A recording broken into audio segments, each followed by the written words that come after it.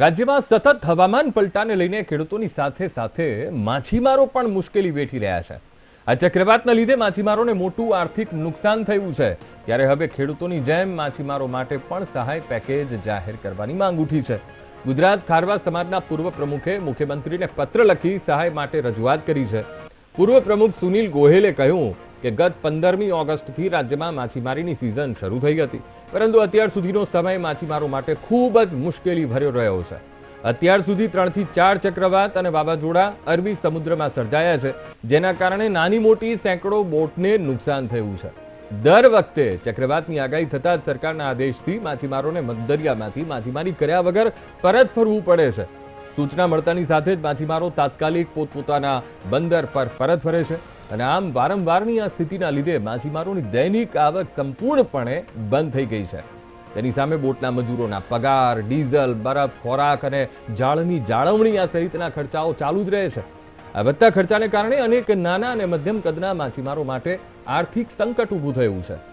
પોરબંદરના માછીમાર સંઘના પ્રતિનિધિએ જણાવ્યું કે અમારા માટે આ વર્ષ કમાણી નહીં પણ ખોટનું કારણ બની ગયું છે, ત્યારે નુકસાનમાંથી ઉગરવા માટે સરકાર અમને મદદ કરે તેવી માછીમારો માંગ કરી રહ્યા છે।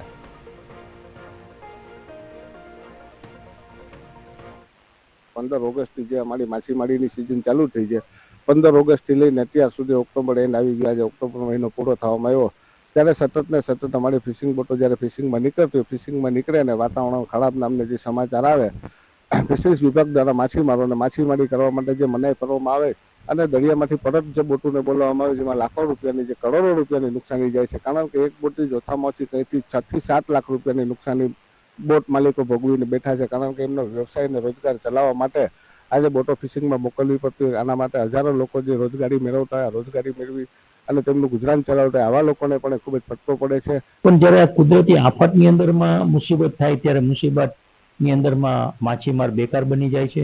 ફરીથી પાછા એને બોટ ચાલુ કરવા માટે જે ખર્ચ કરવો પડતો હોય છે એ વ્યાજે લેવા પડતા હોય છે। આજની તારીખમાં પણ તમે બેંકોની અંદરમાં હિસાબ કરશો તો સૌથી વધુ કરજદાર માછીમાર સમાજ છે।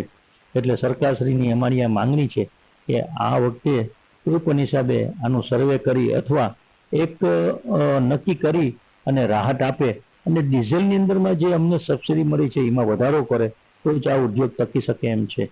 છેલ્લા આંકડા મુજબ જે દેશની અંદરમાં મચ્છી ઉદ્યોગનો જો નિકાસ થયો છે એમાં માત્ર 35% જ સમુદ્ર મચ્છી છે, બાકી બધી ઇંગ્લેન્ડ મચ્છી છે, ઉપરની મચ્છીનો નિકાસ થયેલો છે। એટલે અમે સરકારશ્રીને વિનંતી એ કરી છે કે તાત્કાલિક આને રાહત